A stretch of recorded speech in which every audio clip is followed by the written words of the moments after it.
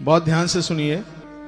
माता देवहूति ने अपने पति करदम की ऐसे सेवा की, भागवत में लिखा है, जैसे माता भवानी ने भगवान महादेव की सेवा की। नारी के लिए एक बहुत बड़ा धर्म है पातिव्रत धर्म, और पुरुष का एक बहुत बड़ा धर्म है कि नारी की आंख में दुख के आंसू ना आने दे। दोनों एक दूसरे के ऐसे पूरक बनकर के जिए। पति का धर्म है कि नारी के धर्म कर्म में वह अपना सहयोग करे, उसको रोके नहीं। नारी का धर्म है कि पति के परिवार में जितने भी लोग हैं उन सबको वह अपना परिवार माने। एक ही धर्म एक व्रत नेमा, काय वचन मन पति पद प्रेमा। मन वचन से वह पति के चरणों में समर्पित हो। नारी के अंदर यह गुण होना चाहिए जो भगवान व्यास बता रहे हैं भागवत जी, ये लिखने के लायक है।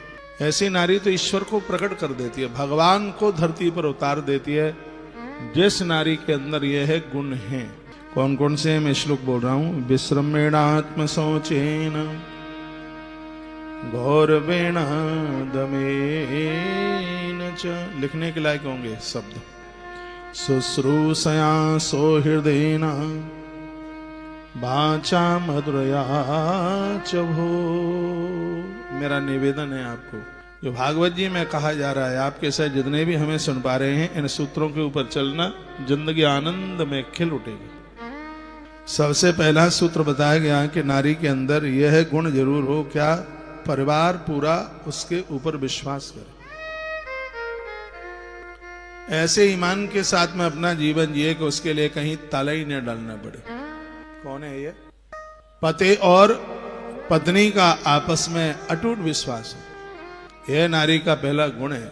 पत्नी पति के ऊपर भरोसा करे और पति पत्नी के ऊपर भरोसा करे। एक दूसरे को धोखा ना दें, एक दूसरे से झूठ ना बोले, एक दूसरे से छिपाए नहीं, ये पहला गुण है। ऐसी देवियां ईश्वर को घर में उतार देती हैं, परमात्मा को उतार देती हैं। माता देवहूति के अंदर यह बड़ा अद्भुत गुण है, और यह संपूर्ण नारी के अंदर यह गुण होना चाहिए। पति से भी छिपाया जाएगा तो फिर बताया कहां जाएगा। यहां ये शरीर दो हैं, दोनों की आत्मीयता बिल्कुल एक है। पति भोजन करता है, माताएं बनाती हैं, बहनें बनाती हैं, इतनी खुश होती हैं, फोन करती हैं अपनी मां को, कहा तो उन्होंने 4 पराठा खाया, इतनी खुश होती है। आपको ज्यादा इस बात का अनुभव होगा। पति कम खाता है, आप बेचैन होती हैं, मां को पूछते हैं फोन करके, पता नहीं आज इनका स्वास्थ्य ठीक नहीं है, 3-4 दिन से कुछ खा ही नहीं रहे। पति जितना प्रसन्न होकर के खाता है, इन बहनों को बनाने में उतना आनंद आता है।